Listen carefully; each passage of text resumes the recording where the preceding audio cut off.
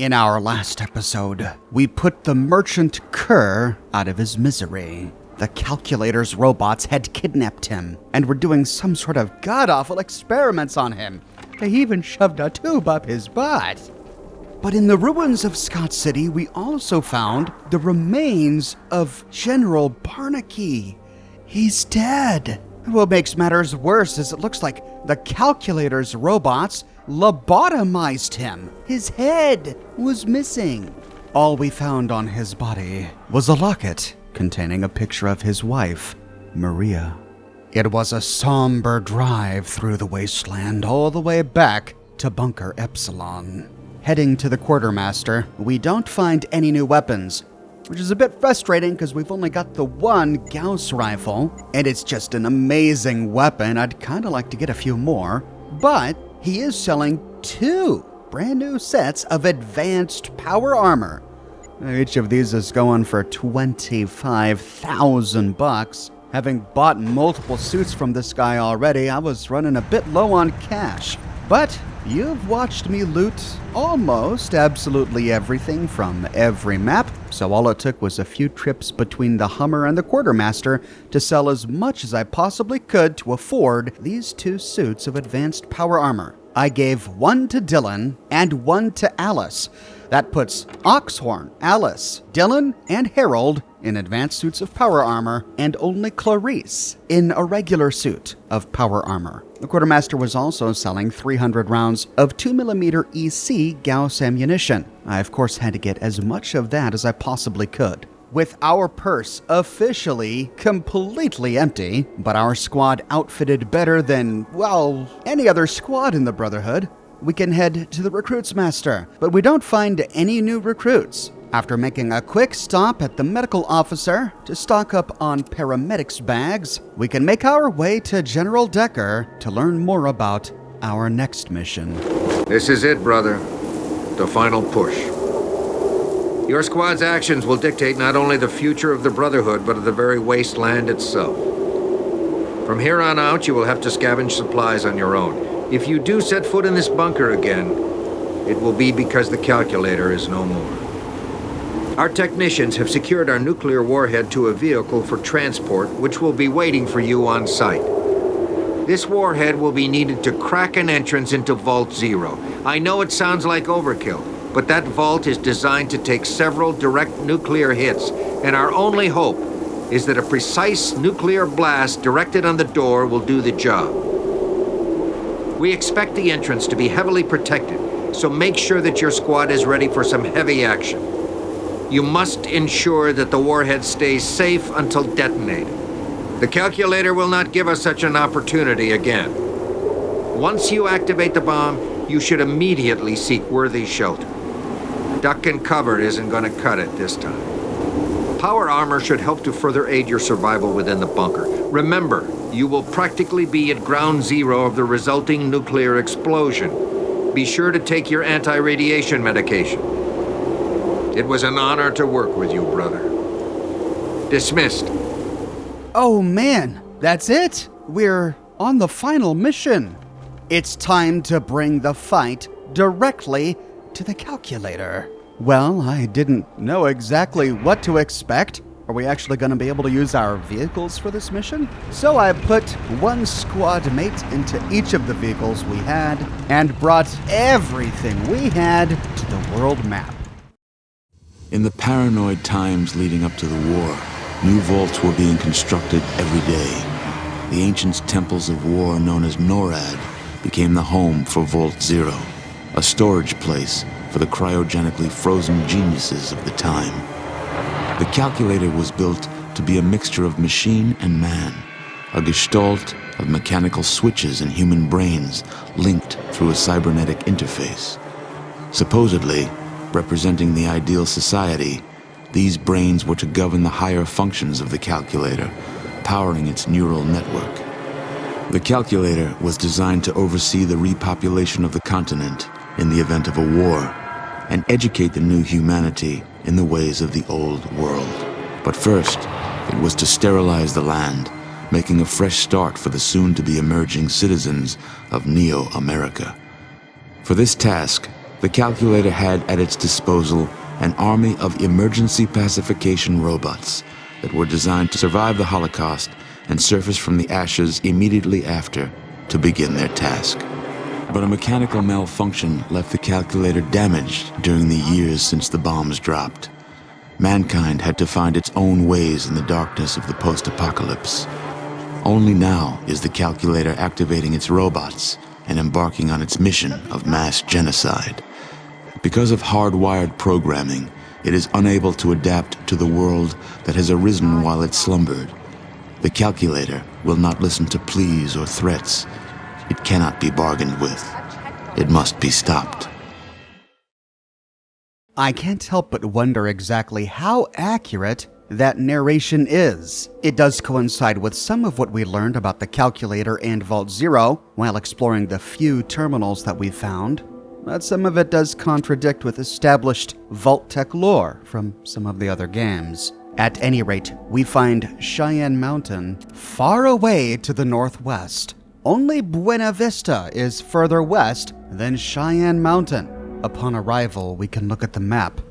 This is our insertion point, the far southwest corner of the map. On marker number 1, we learn that the nuclear warhead must be placed here. And at marker number 2, we learn that there is a bunker here that should provide shelter from the blast. Okay, so it looks like we need to navigate down this long and winding road to deposit the warhead right outside the door to Vault Zero, then hightail it back to this bunker. Oh man, it looks like a long run. I wonder if we'll be able to find a shortcut. We arrive in the middle of a dirt road. It goes into a complex that at one time was fenced off, but if there was a gate, the Brotherhood removed it. Just outside the fence, we find the nuclear warhead that we purloined from the ghouls at Kansas City, the one they were worshipping as a god in their village of Gravestone. Heading northwest through the fence, we almost immediately stumble upon the bunker marked number 2 on the map. But before we can go in to explore it, we get attacked by spider bots and humanoid robots hiding behind ruined cars and rocks to the west.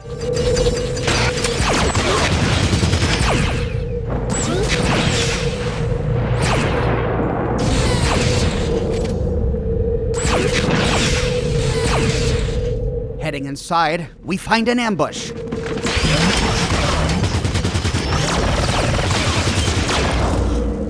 We find 3 terminals. They beep at each other in some sort of pre-war electronic communion.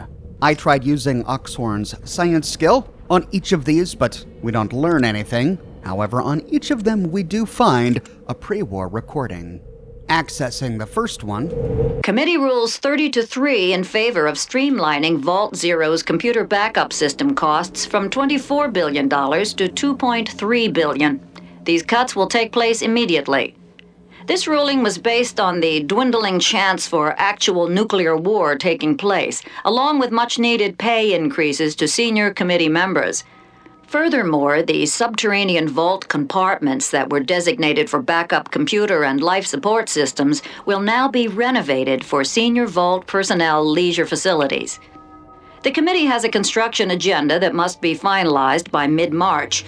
The new facility options are as follows: several top-quality restaurants with 10,000 square feet of cold storage, 7 smoke rooms with piano bars, and 2 subterranean hunting grounds stocked with rare animals purchased from world-renowned zoos. All of these are feasible, but require an additional $12.4 billion, which can be acquired by. All right, so this is the same terminal entry we found at Canyon City. I wonder exactly why they're playing it again for us here. Though listening to it a second time, it takes on a darker, more sinister significance after having watched the latest narration. We learned that there was some sort of malfunction that prevented the calculator from emerging after the end of the world and sterilizing the topside, paving the way for a Neo-America. And here we learn of a bunch of corruption from the Vault Zero committee. They cut Vault Zero's computer backup systems cost to give themselves raises. Then they took all of the space in Vault Zero that would have been taken up by all of the backup and failsafe systems necessary for the calculator to function and turned them into leisure facilities for senior Vault staff. I suppose then it's no wonder that the calculator suffered some sort of malfunction after a global nuclear apocalypse.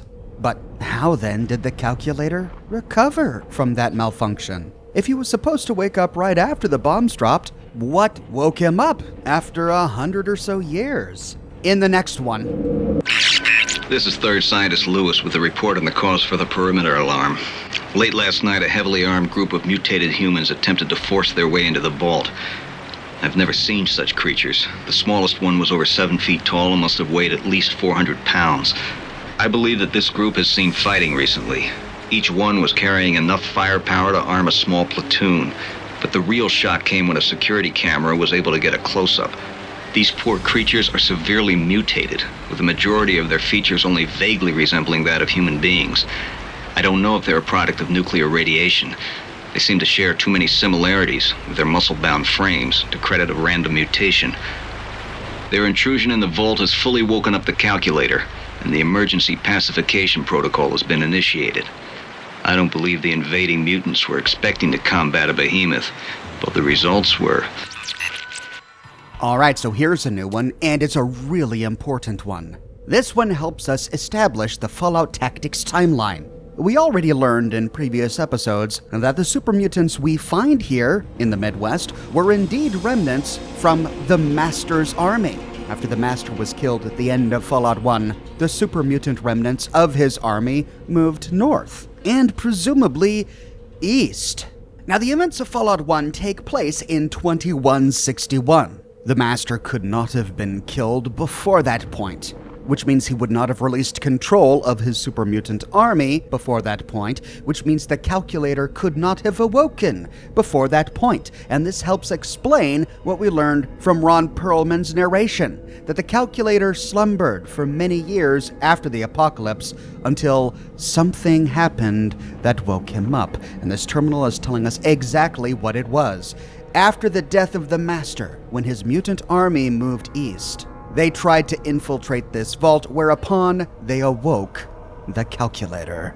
Now, we learned from Lathan's holotapes that his mutant army first encountered the calculator and his robots on April 9th, 2196. That's 35 years after the events of Fallout 1 and 1 year before the events of Fallout Tactics. 35 years seems like a pretty long time for the remnants of the Master's mutant army to move from the West Coast to the Midwest. But we are not told that it was Lathan's super mutants that encountered the calculator. Remember when Lathan's airship crashed, the mutants were already there, led by another mutant named Gamoran. It was by killing Gamoran that Lathan himself became the next Gamoran. So it's very possible, and in fact I think likely, that the super mutants that were there before Lathan's airship crashed here inadvertently awoke the calculator. So in short, the mutants really could have awoken the calculator at any time in the 35-year period between the end of Fallout 1 and the beginning of Fallout Tactics. I'm guessing it's probably 1 or 2 years before the beginning of Fallout Tactics. Had it been any longer, I think the calculator would have made his move. But in 2197, we still find him preparing for war. What's also interesting about this terminal entry is that it's narrated by, presumably, a scientist who still worked here in the Vault Zero complex at Cheyenne Mountain. He was here when the group of mutants attacked Vault Zero, which means that the scientists and humans working here at Vault Zero formed a community and reproduced. After all, 2197, the date Fallout Tactics begins, takes place 120 years after the nuclear apocalypse in 2077. If it's Lathan's mutants that awaken the calculator in 2196, that means that if the voice we heard on this message was a pre-war scientist, he would have been well over 119 years old, which is impossible. If, as I suspect, Vault Zero was raided by a group of mutants that were here before Lathan crashed, the scientist would still have been over 90 years old, even if it only took the mutants 1 year to get from the West Coast after the fall of the Master to the Midwest. So in order for this human voice to be here on this message, it tells us that there were generations of human scientists that lived and died here in Vault Zero. What? Taking care of human brains? Maybe the Vault Zero committee corruption wasn't such a waste after all. Because of it, they created more livable space in Vault Zero for the scientists who worked here and who took care of the calculator to turn the vault into a community, a society, after the bombs dropped. But whatever became of them? When the calculator awoke, did he eradicate them? Or did they all die when the mutants attacked Vault Zero? Or could we still find them alive? We still have so many questions. When ready, we can access the last terminal. Good question, Dr. Jones. I would be happy to explain why we're taking the path less traveled when compared to mundane computer systems. One advantage the calculator has over normal computers is the electro-organic linking terminal. Our tests conclude that the CPU can share tasks and receive data from pseudo-cryogenic stored brains that are maintained in an oxygenated tank. These brains are currently that of lab rodents, but our calculations indicate that human brains can be preserved in the same fashion. The brains will be fed specifically formulated nutrients to sustain suspended life. In turn, they will assist the calculator's CPU in vault management, including life support, food production and distribution, pacification robot protocol, and Vault Zero defenses. This neural network will also assist in Vault Zero's primary function, to initiate mankind's post-war rebirth. When outside temperature, radiation levels, and poison particle counts return to acceptable levels, Vault Zero will remotely activate the Exodus protocol, which will initialize the integration of all Vault dwellers onto the planet's surface. The brains are to be harvested from a select group of geniuses that were chosen by committee for their skills and their cute haircuts. Okay, we remember this one from Canyon City as well.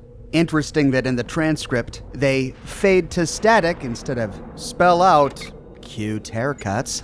This entry helps explain why Vault Zero needed such a large human staff. Combined with the last narration cutscene, we know that America's best and brightest minds were stored here. If they ever successfully transitioned the calculator's CPU processing power from rodent brains to human brains, the calculator's gonna need a pretty significant staff to keep those brains intact, to keep them from deteriorating. We've learned from other Fallout games that human brains do deteriorate when kept in fluid over time. But when the calculator awoke, could he have seen all of these scientists and researchers as just more human stock?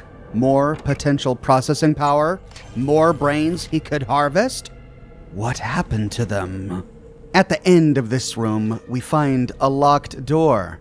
I tried to pick it with Clarice, but it looks difficult. I then tried using both of her expanded lockpick kits, but it still looks difficult. Clarice didn't have the skill to pick this lock. What is on the other side of this door? I guess we'll find out later. Heading back outside to the road, we kill one more scurry bot before moving north, whereupon we kill another scurry bot.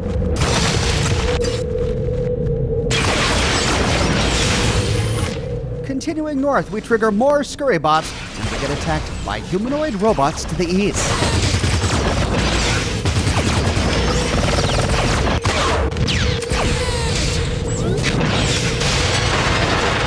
It's here that Harold detects some mines. However, when he tried to disarm the mine, it looked dangerous. What? Oh no, more robots.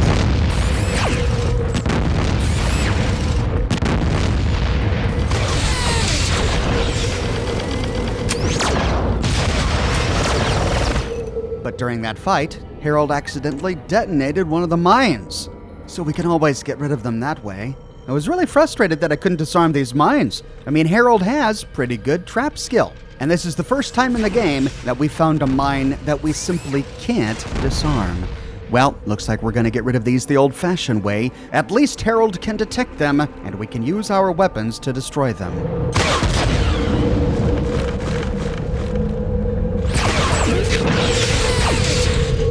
At the intersection, we find two paths forward. A road heading east and a road heading north. We get attacked by a robot in a guard post down the path to the north.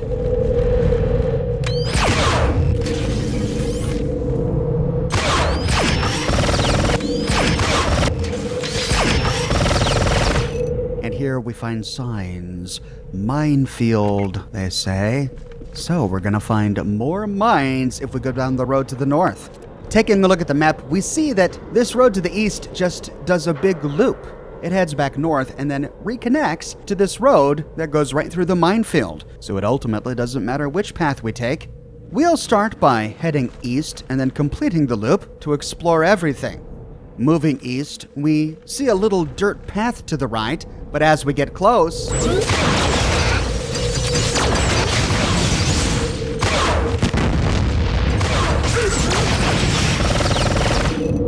attacked by snipers lying prone on a ledge overlooking this canyon path. And they managed to kill Clarice.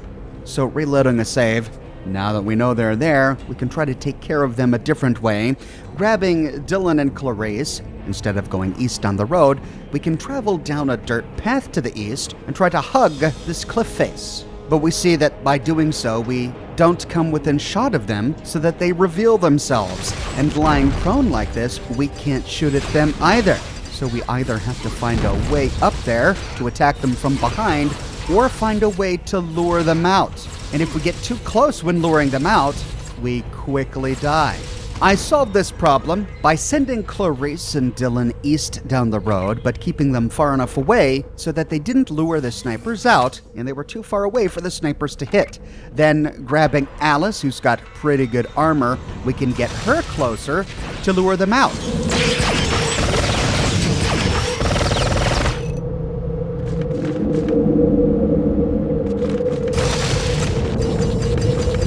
Then immediately hide her against the canyon wall.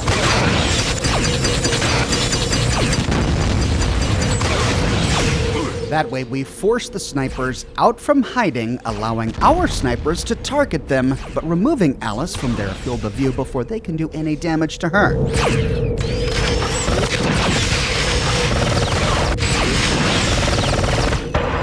Were able to tag Clarice and Dylan. Looks like I had them a bit too close, but with the help of Alice's Gatling laser, we managed to get them all.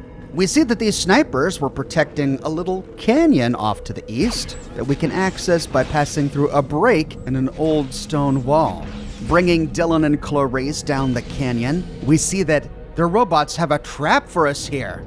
There is a road going over this canyon with snipers upon it. Thankfully, Dylan and Clarice can fire upon them from here.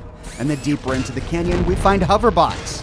Continuing forward, we fire upon more robots overlooking this canyon.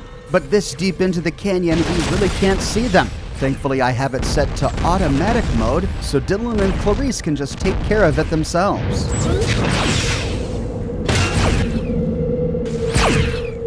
At last, we clear the canyon. We don't find anything at the end, but about halfway through it, we do find a chest. I used Harold to check it for traps, but it wasn't trapped. It was locked, though, and it was too difficult for Clarice to pick on her own, but after equipping 2 expanded lockpicks, eventually we do unlock the chest. Inside, we find 5 pieces of dynamite and a toolkit. This dynamite is going to become essential a bit later. With the canyon clear, we head back to the road. It's time to see exactly how this road reconnects to the minefield to the west. Moving north down the road, we find more robots hunkered down and waiting for us.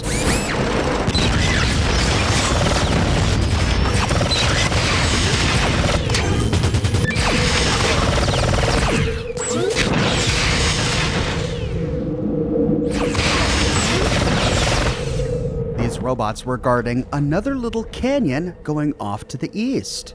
And just like the last one, we find robots waiting for us at the end of this canyon and firing upon us from the ledges overlooking the canyon. And so it's just a matter of making sure our snipers have good line of sight to destroy them so that we can explore it.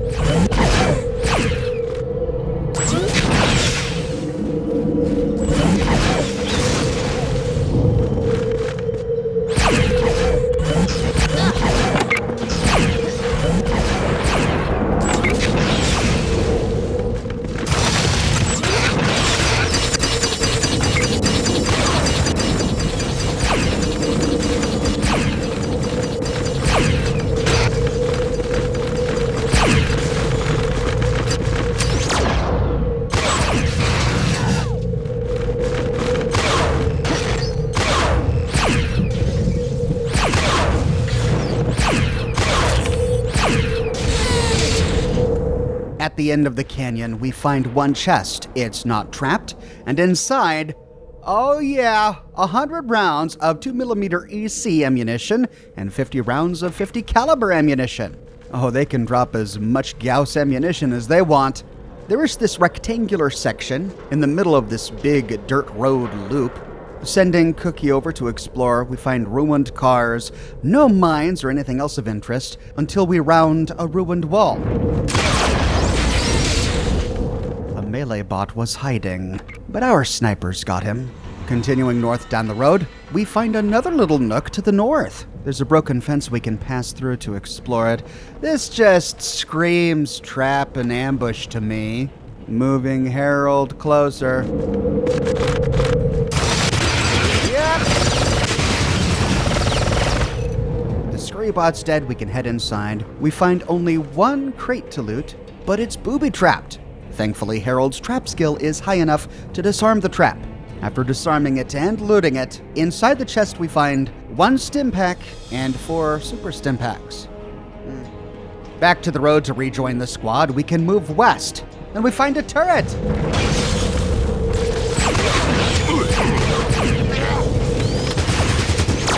We quickly destroyed the turret, but now robots on the ledge to the north begin to fire on us.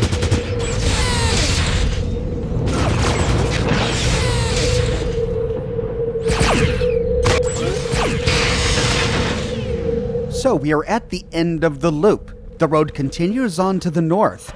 I wanted to finish exploring this loop though, so moving west, Harold finds more traps. That's right, we are at the end of the minefield. And even though Harold's skill at 158% was enough to disable the trap on the crate, he still can't disarm any of these mines in the middle of the road. So using Harold to discover each and every one of them, we can then use Alice to more quickly destroy them.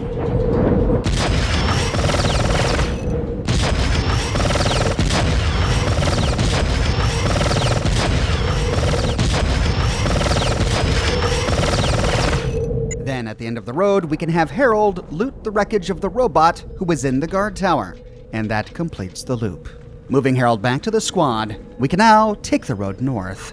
We see that there's this giant copper tube leading to the turret that we just destroyed. Following it, we see that it leads to a generator to the west. But the generator has a guard.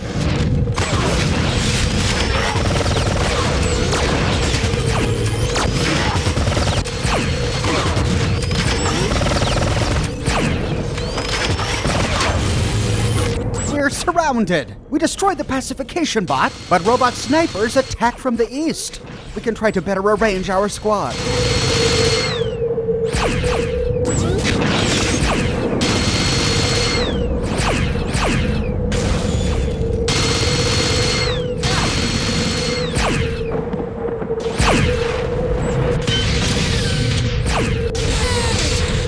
Oh, we made it through, and Clarice almost died. Oh, God, Clarice. Thankfully, I brought a bunch of paramedics bags with me. Looting the pacification bot, we just find small energy cells. We can try to explore these ruins to the northwest, but we don't find anything there. And then we bump up against the bottom of Cheyenne Mountain. We don't find any pathways or ladders leading up, which forces us west. As we move west... Oh, more turrets!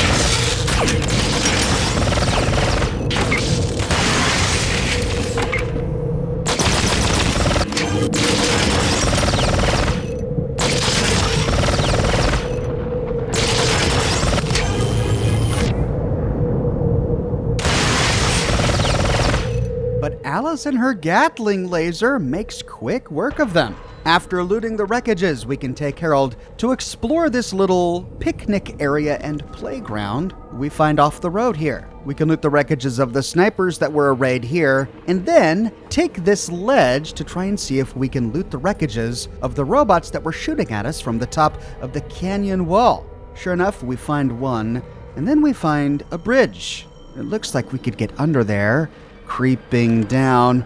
Sure enough, we can. And we find another turret waiting for us. I wanted to see if I could maybe destroy this turret before our crew got to the road. But, looks like we can't harm it while the turret is hiding like this.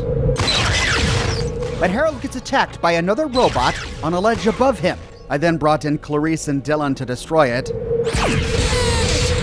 Then we tried for the turret again. Yeah, no luck. So creeping closer.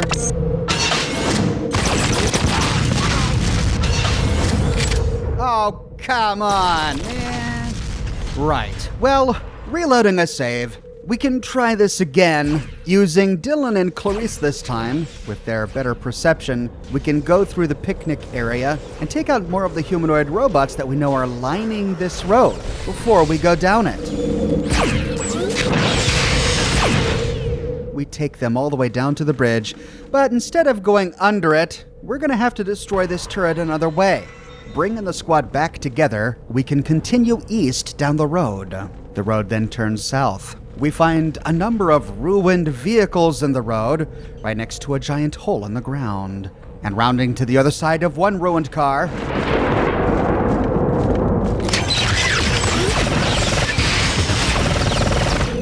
we see that some of these Hummers have Brotherhood logos on them. Perhaps this means the Brotherhood tried attacking Vault Zero before our squad got here, but these Hummers are completely wrecked.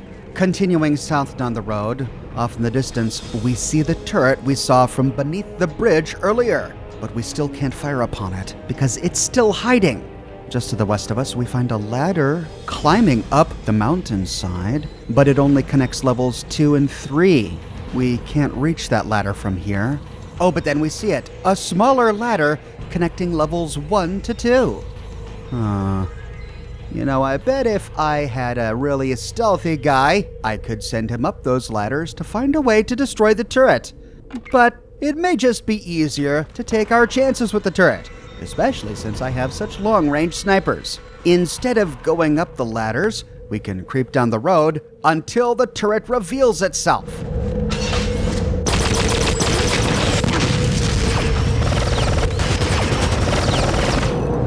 Yeah, we took some hits, but we also overwhelmed it with our firepower. At last, we reach the bridge. Crossing the bridge, we can loot the wreckages of the snipers that we destroyed earlier, and we see a bunch of barricades that somehow we're gonna have to destroy before we bring the nuke over here. Now, like with the last turret, we see more of these bronze pipes leading off to the west, and following them, oh, there's the generator.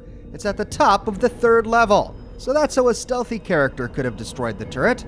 Climbing the ladders to reach the generator, he could destroy the generator to get rid of the turret without having to face it. Well, maybe for another playthrough. As we cross the bridge,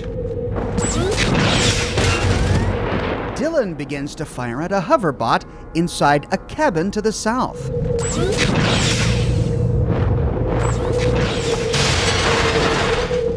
The road then turns west and then turns south. Our perception picks up a number of mines blocking this road to the south, and we can use Alice and her Gatling laser to destroy them.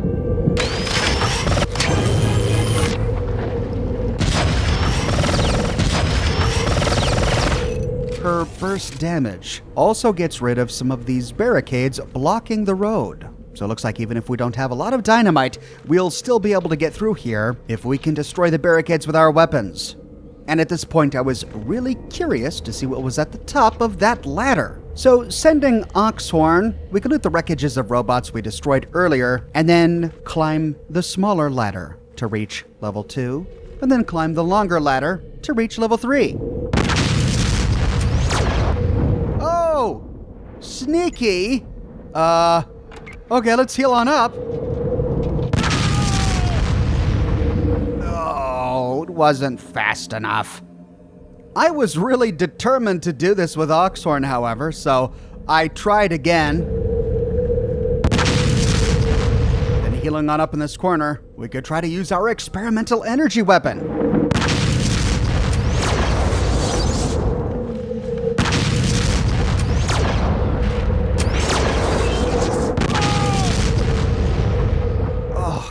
But those rockets just devastate us. We need something that does way more damage, way faster. So this time, we can send up Alice.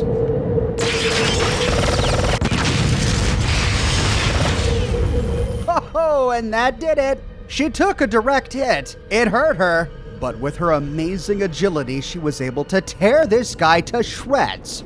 On his body is, of course, a rocket launcher, a laser pistol, some small energy cells, and a stack of rockets. Now we can explore this ledge. We find the path to the north blocked by a large boulder. So instead we can take the path to the south. Along the way,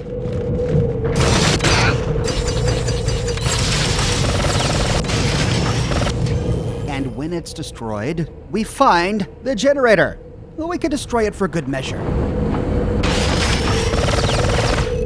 But once destroyed, we find that we can walk past it.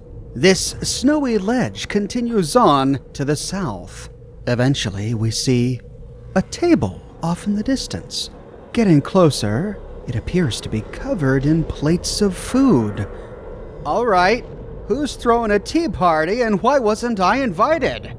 We don't have long to enjoy this Alice in Wonderland find, because just as we walk past the table, we discover the door to Vault Zero, and it's guarded.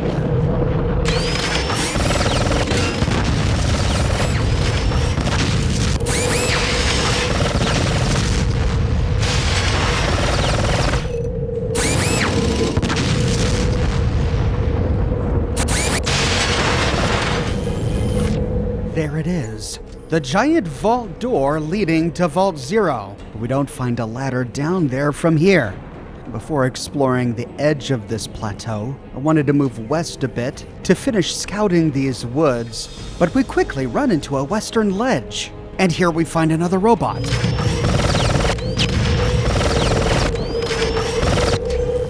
Creeping closer to the western ledge, at last we find a ladder leading down to the road, but there we find a bunch of robots.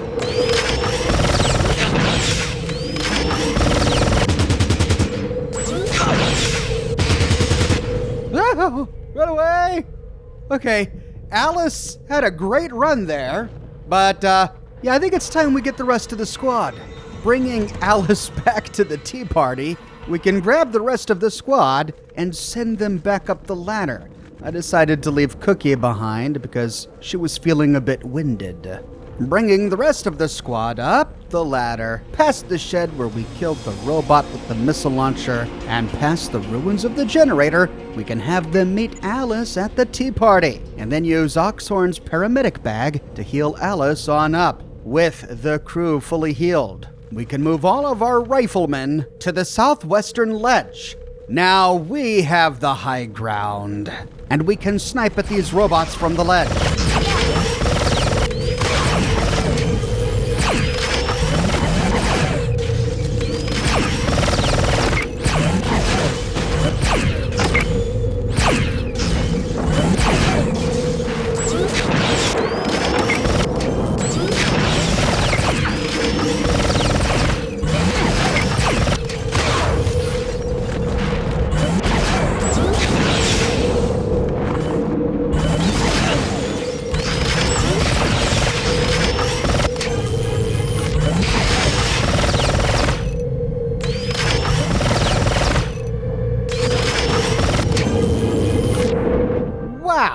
That was highly effective. Well, it looks like we can go down this ladder, but before we do, we can grab Cookie and have her follow the road to the south to try to meet them at the base of the ladder. Moving past this barrier that Alice destroyed, while looting a robot, we discover another Gauss rifle and Gauss rifle ammunition. Well, we didn't find any on the quartermaster, but at least we found one here. I think I want to give this to Oxhorn. We continue south down the road cautiously. Cookie is winded and at half health, and Oxhorn isn't here to heal her up. I hope we don't bump into anything. Yeah! We also took laser fire from a shack to the west, and we recognize it. This is the one Dylan sniped at. Moving that way, we don't see a way down there until we move southwest. Here we find a ladder leading down to this plateau. Moving into the building, we find it clear. Huh. I thought we killed this guy with Dylan. Well, I wonder what shot at us. Inside this building, we find a chest. And thankfully it's not locked. And the chest is 5 super stim packs and a toolkit. Moving out, we at last find the ledge where the robot snipers were sniping at us when we were trying to explore that first canyon we found. Following this ledge north along the canyon, we can crouch down to creep under the bridge. This ledge doesn't lead us to a turret. Instead, we find a bunch of boxes hidden under the bridge. The first has a first aid kit and a trauma kit inside, and the second has a grenade launcher and ammunition inside. But we can't go any further east from here. So following this plateau ledge all the way to the west, and then following it south, we arrive on top of the bunker, where we're supposed to go to once we detonate the nuke. This is the bunker where we found those 3 terminals. Soon we arrive at the southern edge of the map. Here we find a logging transport trailer with a bunch of logs on the ground, some ruined furniture, and Cheyenne Mountain climbing off to the east. We can't go up here. However, on our way back to the ladder by the cabin, we discover a walled-off section with one opening. Heading that way.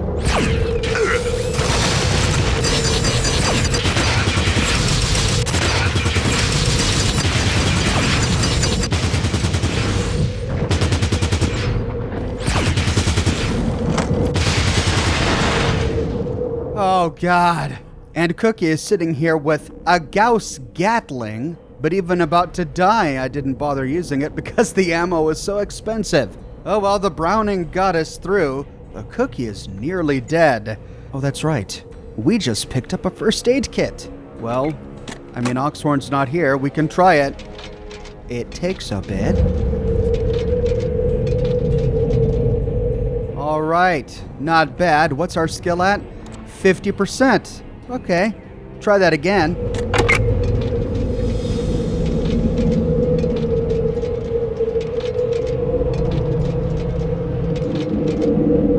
All right, let's see if we can heal ourselves up.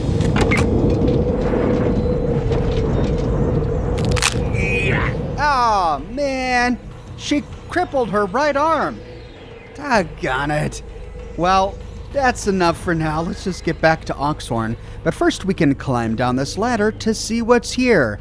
And we arrive back in the bunker on the other side of the door. And we see that the door opens automatically from this side.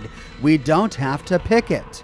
This is the shortcut we've been looking for. Instead of having to wind all the way back down that really long road, we can beeline to this ladder by the cabin and take it down to this back entrance to the bunker.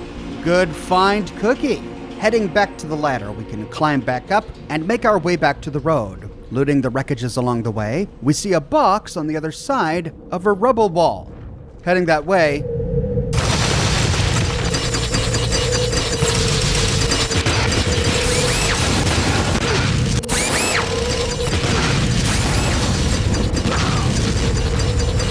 oh, God.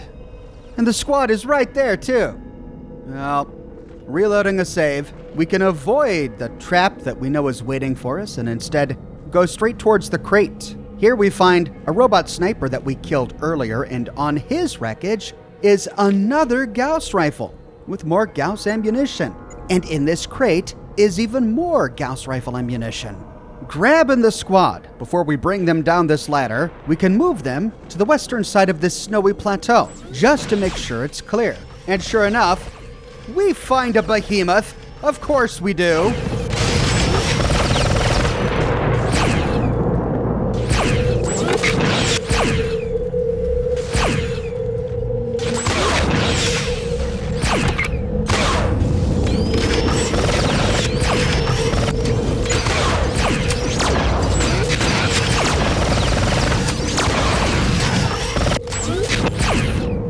and 2 turrets. And we see a bunch of pipes out there in the snow that must lead to more generators. Looks like if we had a stealthy character on the ground, we could sneak behind the turrets, destroy the generators, and get rid of them. But we don't. So instead, we'll leave it up to Clarice and Dylan.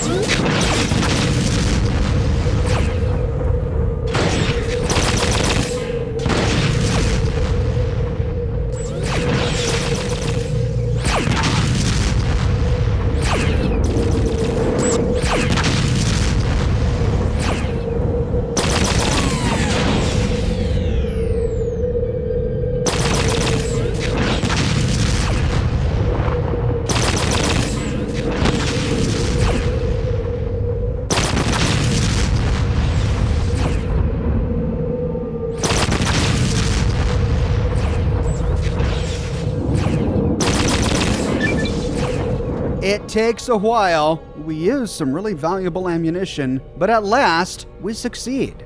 But we got dinged up a bit. Using Oxhorn's paramedic bag, we can heal the party on up, and then make absolutely sure that the place is clear.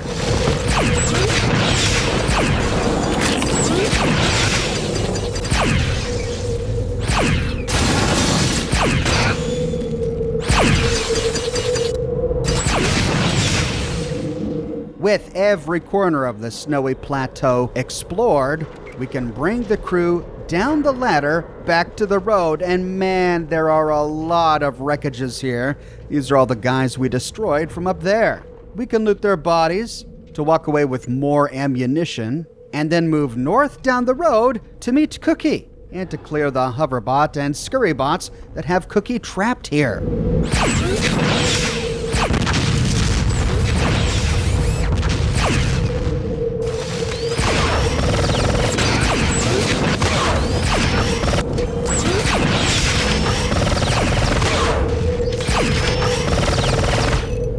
With the party reunited, we can heal Cookie on up, and then Cookie can distribute the Gauss weapons she found. We can move south down the road. Here we see some ruins on the ledge below us. I sent Dylan down there to explore, but he didn't find anything. So, back to the road, we can explore another picnic area briefly before continuing east. There's a bit of cleanup we have to do, and a few generators to destroy for good measure.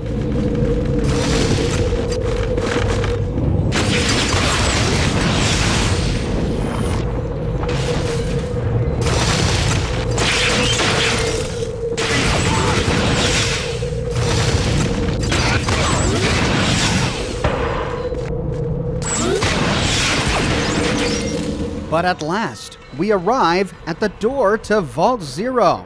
So that's it. Well, with the map clear, all we gotta do now is make way for our nuke. And so moving down the road, we can use Alice and her Gatling laser to destroy some barriers.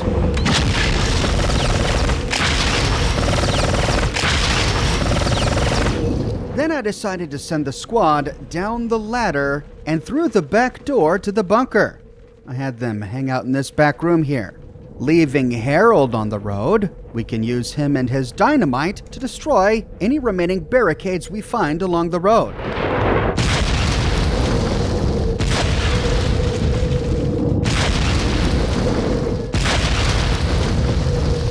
Retracing our steps, that looks like it's it. We arrive back at the western entrance to the bunker. Putting Harold in the bunker for safekeeping, we can grab Oxhorn. He has my highest pilot skill, and then we can send him to pilot the nuke.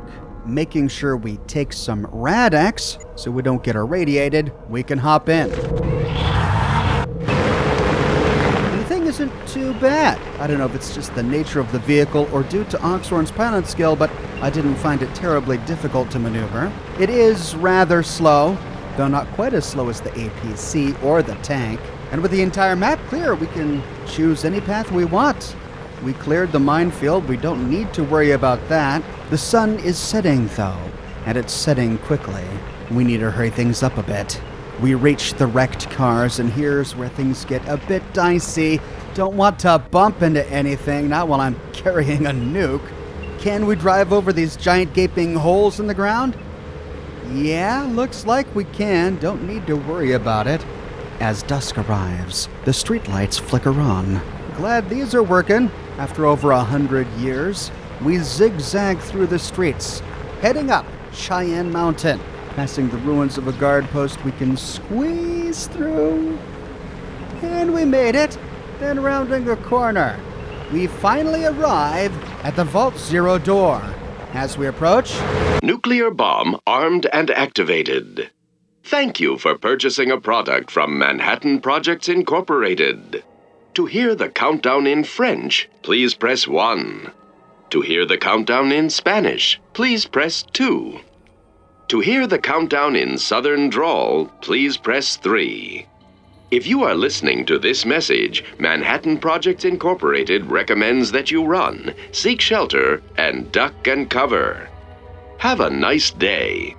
Oh man, I wish I could hear this countdown in Southern Drawl. That would be amazing. But yeah, there's a real countdown. Numbers appear at the top of the screen. We've got 60 seconds to book it. We hop out and hightail it down the road to see if we can make it to the bunker in time.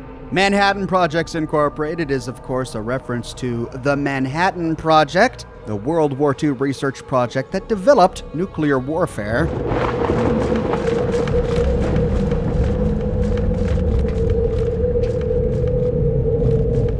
We make it down the ladder. We race to the entrance to the bunker. 21, 20, 19, 18. Oh no, oh no, I got stuck. I went the wrong way. I should have gone down. I grabbed Alice. I didn't mean to grab Alice. Get down there. 10, 9, 8. Come on, Oxhorn. Oh, wait a minute. Do I need to get on the other side of this door? I don't know. Let's race to the other side of the door. Come on. Harold, Cookie. Harold?